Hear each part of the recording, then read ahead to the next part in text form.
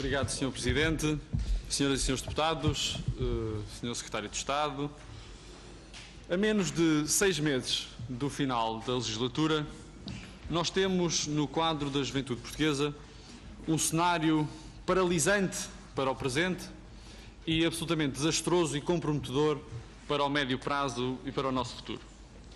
Vejamos, a taxa de desemprego cresceu a um ritmo alucinante, fixando-se em 2014 nos 34,7%, mais 4,4% do que em 2011 e 9 vezes superior à média da União Europeia. E em fevereiro de 2015, dos dados mais recentes, este número de desemprego registou pelo 5º mês consecutivo uma subida fixando-se nos 35%, ou seja, mais 133.100 jovens no desemprego.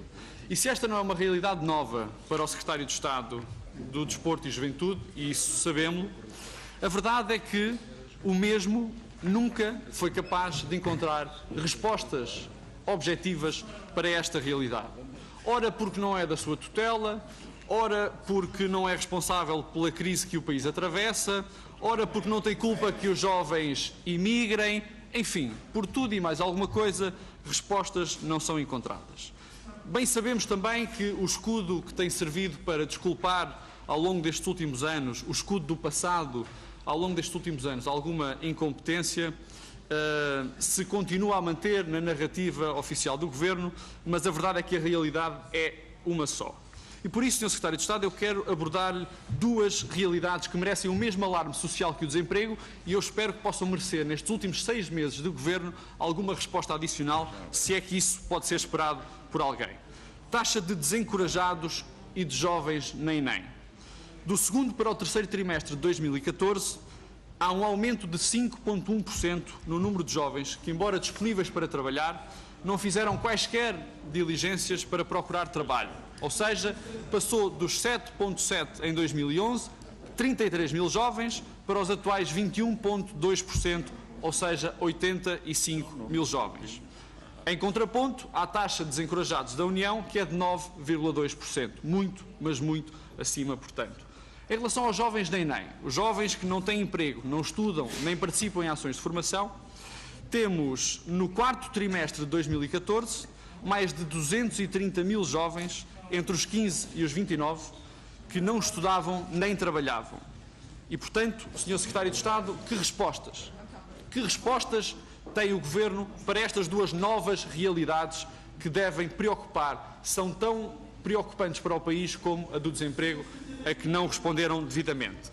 E, portanto, Sr. Secretário de Estado, eu quero dizer-lhe que, apesar de não se ter nunca vislumbrado qualquer resposta para isto, o Sr. Secretário de Estado anunciou, ou pelo menos naquilo que é o quadro de uma política e um plano para as migrações, vangloriou-se com o programa VEM, valorização do empreendedorismo imigrante, mas a verdade, Sr. Secretário de Estado, é que nós, depois de 110 mil jovens imigrarem nos últimos 3 anos, há a pequenina ambição de querer apresentar 40 ou 50 projetos para jovens empreendedores e assim fazer regressar esses jovens ao país. Eu quero perguntar-lhe se isto representa tudo aquilo que foi a ambição deste Governo nos últimos 4 anos.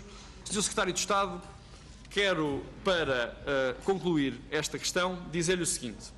Nós assistimos nos últimos 3 anos, os últimos 4, aliás, ao aumento do desemprego jovem, ao aumento da imigração, ao aumento do subemprego. Sim, que sobre isso também não há palavra. Sobre a precariedade laboral, sobre os baixos salários, não há nunca uma única palavra. Há, aliás, até uma intenção do Primeiro-Ministro em baixar os custos do trabalho. E, portanto, eu quero lhe perguntar, aliás, aquilo que resta perguntar ao Sr. Secretário de Estado hoje nesta audição. O que é que o senhor, nos últimos 6 meses de Governo, tenciona fazer para desfazer tudo aquilo que foi mal feito nos últimos 4 anos? Tem alguma iniciativa preparada para a época de pré-campanha, com alguma criatividade a que nos habituou daquelas dos embaixadores ou outro programa qualquer? É que, Sr. Secretário de Estado, já ninguém acredita naquilo que o senhor seja capaz de dizer para fazer crer os jovens portugueses de que é neste país que se podem realizar plenamente, de que é neste país que podem realizar-se pessoal e profissionalmente. Quero depois deixar-lhe uma questão muito concreta, Sr. Secretário de Estado, sobre a delegação do IPDJ da Guarda. Dizer-lhe que, tanto quanto sabemos, há a intenção desta delegação transitar para o Ministério da Administração Interna. E eu quero perguntar-lhe se, por um lado, isto é por falta de força política da Secretaria de Estado que vai acontecer, ou se o senhor tem força política para se opor a isso e, portanto, ela continua ao serviço da juventude na Guarda, ainda por cima no interior, onde sabemos perfeitamente que é altamente necessário ter estas estruturas de resposta e que as associações tenham o seu espaço de atividades, ou se isto traduz um risco maior de poder haver a intenção do Governo, noutras delegações do IPDJ, que essas possam transitar, as sedes físicas possam transitar para outros serviços e que não para a juventude ou para as associações.